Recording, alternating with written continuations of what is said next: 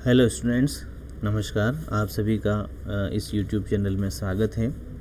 छात्रों, पिछले वीडियो में हमने सुदूर संवेदन का टॉपिक शुरू किया था, जिसमें सुदूर संवेदन का सामान्य अर्थ, उसके अलग अलग क्षेत्रों में होने वाले उपयोग, भविष्य के उपयोग और उसके लाभ के बारे में बात की थी। आज के इस वीडियो में हम बात करेंगे सुदूर संवेदन की विभिन्न प्रक्रियाएं एवं तत्व, अर्थात process and elements of remote sensing.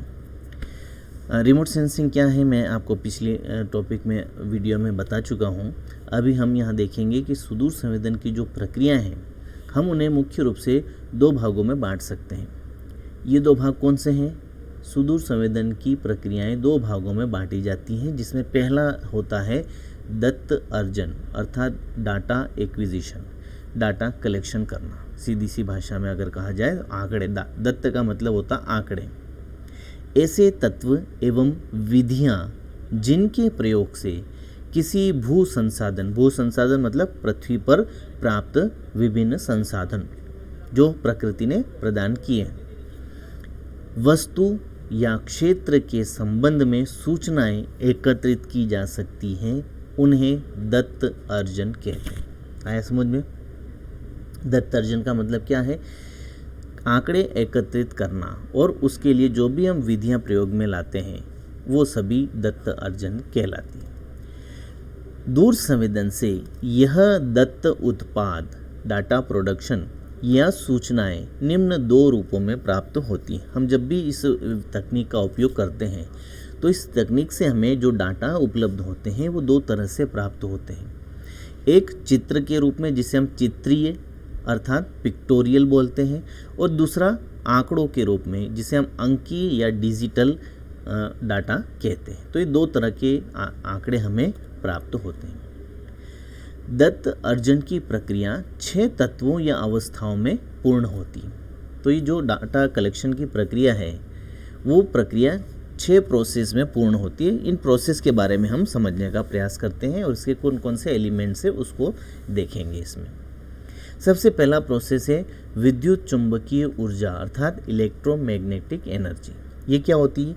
ये ऊर्जा ऊष्मा और प्रकाश के रूप में प्राप्त होती है, और इसका जो मेन नेचुरल सोर्स होता है वो होता है सूर्य, अर्थात सूर्य इस ऊर्जा का प्राकृतिक सोर्स है, और विद्युत बल्ब के प्रकाश को इसका कृत्रिम सोर्स कहते हैं। इसको हम ये कह सकते हैं कि जो विद्युत बल्ब का प्रकाश होता है वो कृत्रिम, और जो सूर्य की ऊर्जा होती है वो प्राकृतिक स्रोत कहलाती है। इसके बाद आप इसमें बताएंगे कि सूर्य के प्रकाश में की गई फोटोग्राफी पैसिव फोटोग्राफी अथवा निष्क्रिय फोटोग्राफी कहलाती है, और विद्युत बल्ब के प्रकाश में की गई फोटोग्राफी को हम सक्रिय फोटोग्राफी अर्थात एक्टिव फोटोग्राफी कहते हैं। तो ये हमारा फर्स्ट प्रोसेस है इसका दत्त अर्जन की प्रक्रिया।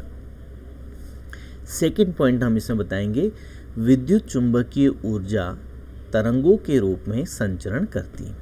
ये जो ऊर्जा आ रही है वो किस रूप में संचरण करती है? तरंगों के रूप में। सूर्य से विकिरित यह ऊर्जा तरंगें पृथ्वी के वायुमंडल को पार करते हुए धरातल पर पहुंचती। जब भी सूर्य से विकिरण आती है तो उसे वायुमंडल को पार करना होता है, और वायुमंडल में कई तरह की जलवाष्प, गैस, धूल कण आदि होते हैं, जिसकी वजह से इनकी मात्रा में और वितरण में अंतर आ जाता है। अतः दूर संवेदन करते समय वायुमंडल में ऊर्जा के संचरण की दशा को ध्यान में रखा जाता है। तो ये दो प्रोसेस हो गए। फर्स्ट प्रोसेस हमने देखा था, कौन सा था? विद्युत चुंबकीय ऊर्जा, और उसमें हमने दो सोर्स देख लिए थे, प्राकृतिक और कृत्रिम, निष्क्रिय फोटोग्राफी और सक्रिय फोटोग्राफी। फिर विद्युत चुंबकीय ऊर्जा जो तरंगों के रूप में संचरित होती है।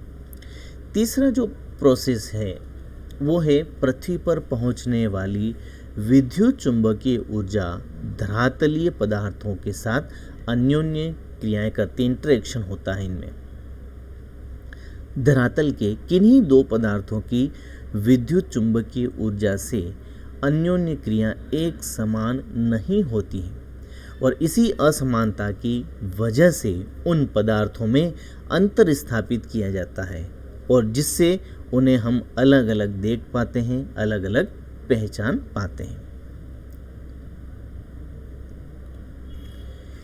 चौथा प्रोसेस इसमें हम बताएंगे, धरातल और आपतित ऊर्जा की अन्योन्य क्रिया से, इंटरेक्शन से विद्युत चुंबकीय आवेग उत्पन्न होते हैं और इन आवेगों को किसी संवेदक तक पहुंचने हेतु परावर्तित प्रकाश के रूप में वायुमंडल में पुनः संचरण करना पड़ता है।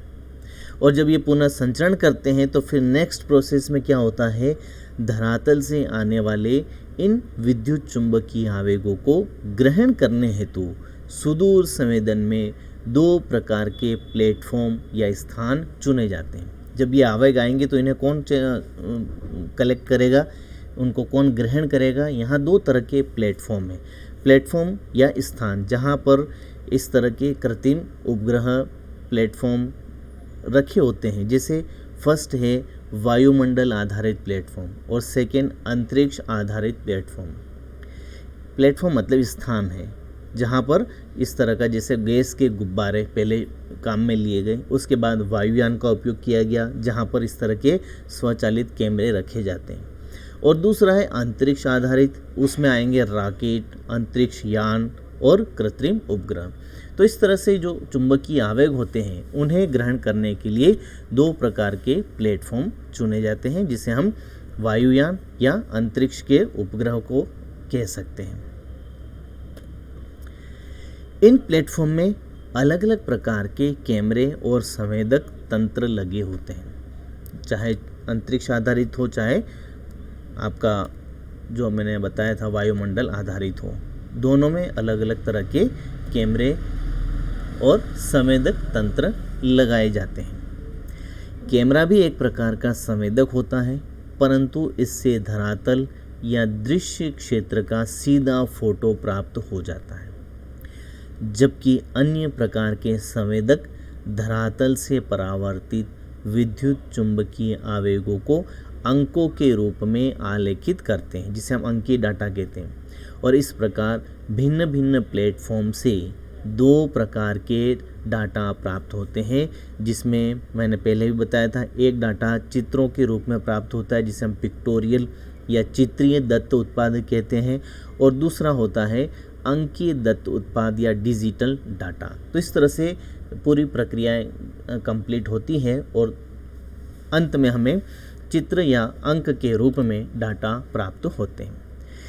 इसके बाद जो हमने डाटा प्राप्त किए हैं उनका एनालिसिस किया जाता है। तो दूसरा जो प्रोसेस है, जो दूसरा भाग है इसका, वो है दत्त विश्लेषण अर्थात डाटा एनालिसिस। हमने शुरू में बात की थी दत्त अर्जन की प्रक्रिया की जो 6 अवस्थाएं थी, और उससे पहले हमने कहा था कि जो सुदूर संवेदन की जो मुख्य प्रक्रिया है हम उन्हें 2 भागों में विभाजित करते हैं। एक में हम डाटा एक्विजिशन करते हैं, दत्त अर्जन करते हैं, और जो डाटा हमें प्राप्त हुए हैं, चाहे वो चित्र के रूप में हो चाहे अंकों के रूप में हो, हम उनका विश्लेषण करते हैं।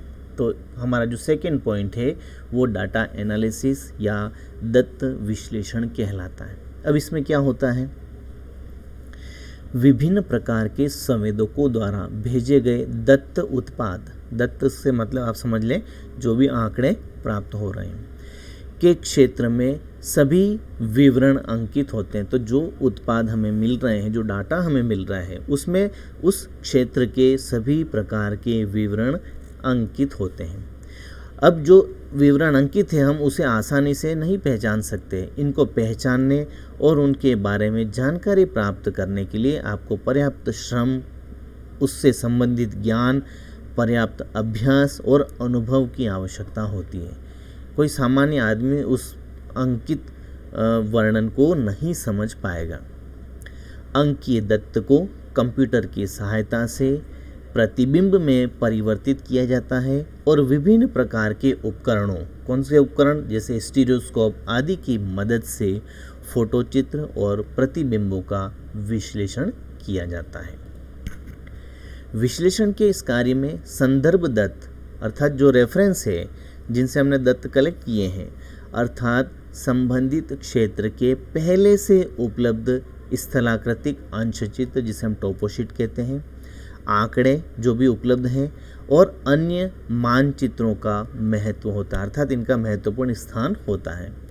संदर्भ दत्त की सहायता से किसी वायु फोटो या प्रतिबिंब में दर्शाए गए विवरणों को पहचानने और उनकी अवस्थिति निर्धारित करने में सहायक होते हैं, मददगार साबित होते हैं। तो अंत में हम ये बताएंगे कि वायु फोटो चित्र के विश्लेषण और व्याख्या से प्राप्त सूचनाओं को कंप्यूटर फाइल के रूप में सुरक्षित रखा जाता है, जिससे भविष्य में कोई भी शोधकर्ता, कोई भी व्यक्ति, कोई भी संस्था इस सूचना को अध्ययन के रूप में, शोध के रूप में उपयोग में ले सकती है। ये है हमारा रिमोट सेंसिंग का प्रोसेस और इसके विभिन्न तत्व। तो उम्मीद करता हूँ आपको ये टॉपिक समझ में आया होगा। शॉर्ट में कुछ पॉइंट्स मैं आपको रिवाइज करवा देता हूँ जिस पर आपको विशेष ध्यान देना है।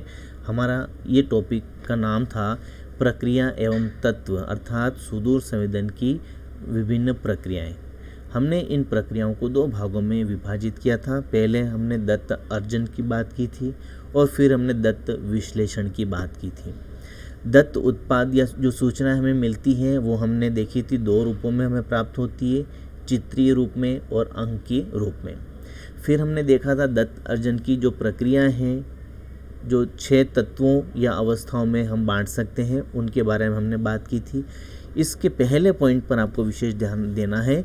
इसमें एक प्राकृतिक स्रोत जो सूर्य है, कृत्रिम स्रोत जो बल्ब, विद्युत बल्ब का प्रकाश है, साथ ही निष्क्रिय फोटोग्राफी और सक्रिय फोटोग्राफी पर ध्यान देना है।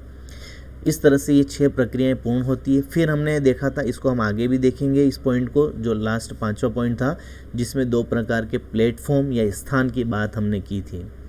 ये प्लेटफॉर्म वायुमंडल आधारित और अंतरिक्ष आधारित है। मैं एक वीडियो इसका भी बनाकर आपको भेज दूंगा, जिसमें कौन कौन से वायुमंडल आधारित प्लेटफॉर्म हैं, किस तरह से काम करते हैं, तो वो सारी चीज़ें उसमें आ जाएगी। तो वायुमंडल आधारित में आप बता देंगे वायुयान या गुब्बारे, और अंतरिक्ष आधारित में आप बताएंगे रॉकेट, अंतरिक्ष यान और कृत्रिम उपग्रह। और कैमरा भी एक प्रकार का संवेदक होता है। और फिर सेकंड पॉइंट मैंने दत्त विश्लेषण या डाटा एनालिसिस का आपको बता ही दिया था कि जो भी हमने डाटा प्राप्त किया है उसको हम कंप्यूटर की सहायता से प्रतिबिंब में परिवर्तित कर देते हैं और विभिन्न उपकरणों की सहायता से फोटो चित्रों का विश्लेषण किया जाता है। ये सारी चीज़ें हम इस पूरी प्रक्रियाओं को रिमोट सेंसिंग प्रोसेस और एलिमेंट्स के नाम से जानते हैं। तो छात्रों, उम्मीद करता हूँ ये टॉपिक आपको काफ़ी इंटरेस्टिंग लगा होगा, समझ में आया होगा। इसका भी मैं PDF आपके ग्रुप में सेंड कर दूंगा। नेक्स्ट वीडियो में हम फिर मिलेंगे, तब तक के लिए थैंक यू।